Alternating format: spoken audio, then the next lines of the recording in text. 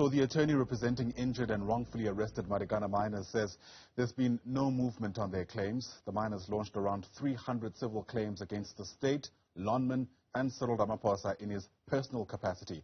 At the time of the massacre, Ramaphosa was a non-executive director of Lonmin company, or rather of mining company Lonmin. Let's bring in now Andries Nkome, who joins us to get us a sense of really where we are with the miners' quest for justice. Andries, it's great to see you. Thanks very much indeed for speaking to us, albeit on this incredibly troubling story. Let's begin first perhaps by understanding the state that some of your clients are in, given the lack of progress in these cases. Good morning, Ayanda, and thanks for having me. Everybody would know that out of the Marikana massacre, we've got one person that we call the dead man walking, Mr. Newzroom. He had been shot mercilessly 9 times, was lying on the floor. And I should reveal that 9 years later, Mr. Newzroom has not received even a cent of the monies that he had claimed for the injuries that he has suffered. Though he requires constant medical attention, he needs to be assisted to and fro wherever it is that he wants to go. And he's only part of those that have been injured. So out of the Marikana massacre, we still repeat that not even one person has been compensated for their injuries. There has been some progress that is made by government to try and compensate those that were arrested. Again, as you have correctly said, Ayan, we've got personal suits against Cyril Ramaphosa as the president, or personal suits against Cyril Ramaphosa and Lonmin. In respect of those, we don't even have any inclination that these parties will seek to settle this matter. So they are digging their heels in and seeking to fight it out. For those of us perhaps who aren't experts when it comes to legal matters, break down for us where the snag actually is. I mean, Marikana happened literally live while cameras were rolling in many respects, and that suggests to many people that the evidence is pretty clear. Why is it, from your experience, do you reckon, that we still haven't been able to have a cent paid out to those who were injured? Look, I don't think it's so much of a legal issue in the sense that we have agreed with the state that those claims are going to be settled. So there is an agreement that says, let's work on a process to make sure that these claims are settled. Say for that, insofar as arriving at that conclusion, the state seems to be dragging its feet in settling these claims. Like, for example, you'd have now a letter that we had received now of late, where the state attorney was writing to us saying, by the end of June, they will have made offers for the claims of those that have been injured. Between then and now, there hasn't been even a single day. So it's just a matter of attitude. And it's for that reason that we, as the lawyers, have taken instructions from our clients to go and pursue these matters in court. So we have set the matters down for argument in front of the court so that the courts can make an order that says the state must pay, and we'll be able to get our clients' monies. If not, we should be able to attach the state's assets. You've said that your clients have been treated by the state like ignorant and superstitious criminals. What do you mean by that?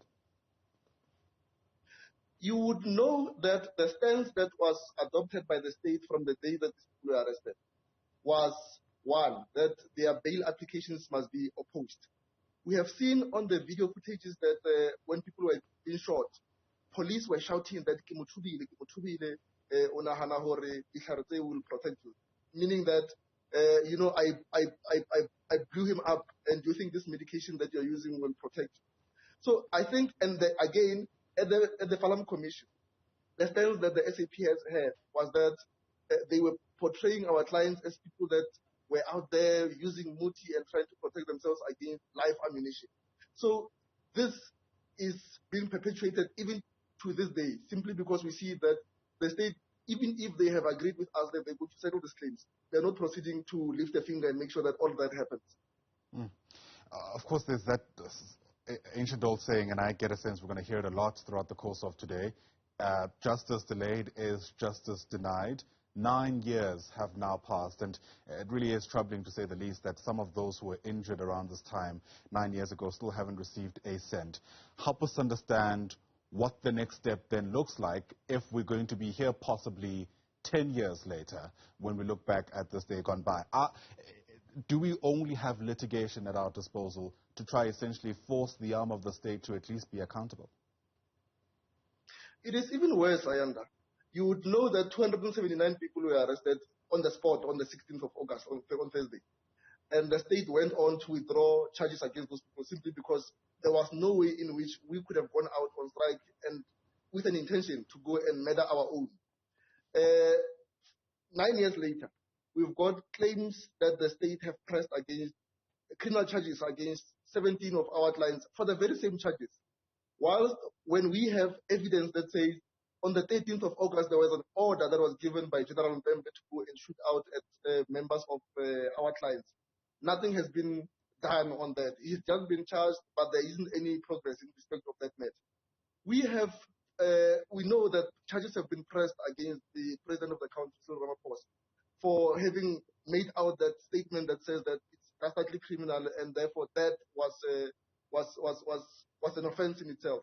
Nothing has been done in that respect. So we do not expect much, save for that our clients are saying, press on with these matters before the courts, simply because it is only through that we should be able to see justice. Yeah. Even at the time, there was a perception that there's some kind of political influence that actually led to the fateful moment where police essentially were given the instruction to open fire. How much political influence do you reckon is currently taking place now in your attempts to try and ensure that there's some kind of compensation for those who were wrongfully arrested and those who were injured?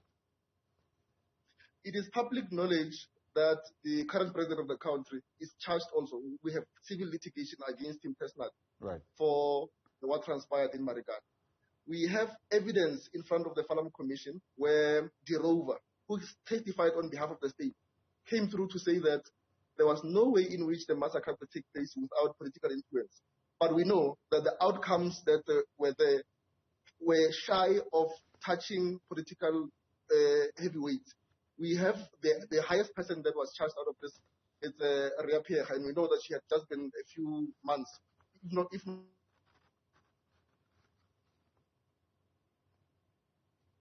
Apologies for that. Looks like our connection to our guest, Andries Nkome, has frozen. And it's an incredibly important thing that he was trying to ventilate for us, an aspect of complexity, if you like, as we look back at the Marikana massacre 9 years gone by. Andries, apologies. We had lost you for a moment there. Just recap for us on the last sentence. You were speaking about Riapiecha. Yes, I was saying that the highest ranking official that has been fingered by Judge Falam for what transpired in Marikana is Riapiecha. And we know that she had only been in office for 2 months. There has been a witness, the rover, who came through to say that there was no way in which Marikana could have taken place without political influence.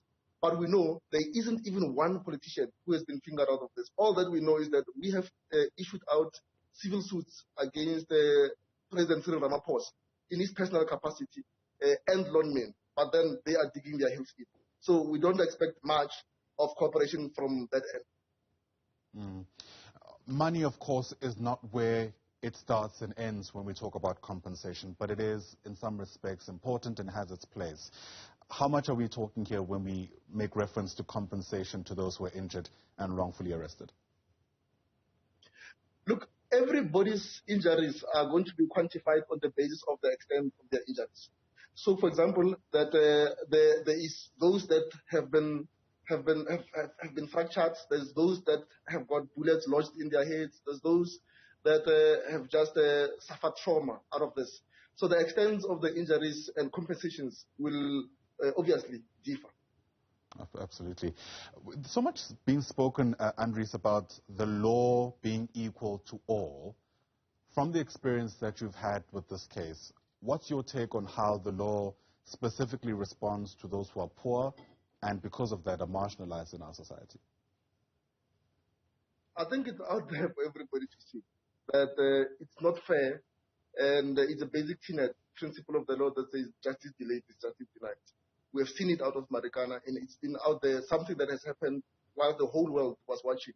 And expectation was that on something that drastic and something that far-reaching, the extent of reaction was going to be much more heightened, and the extent of sympathy was simply going to be out there.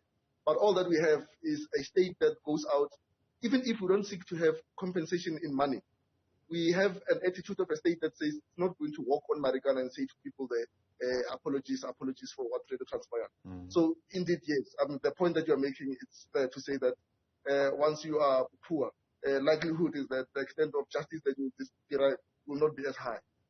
Andries Nkome, it's great to chat to you, sir. Thanks very much indeed for making time for us here on the Air and Report. As we look back 9 years ago, the Marikana massacre taking place on this day, there were those who were injured and wrongfully arrested, and we're learning today that despite the time that has lapsed, those people haven't received a cent in compensation.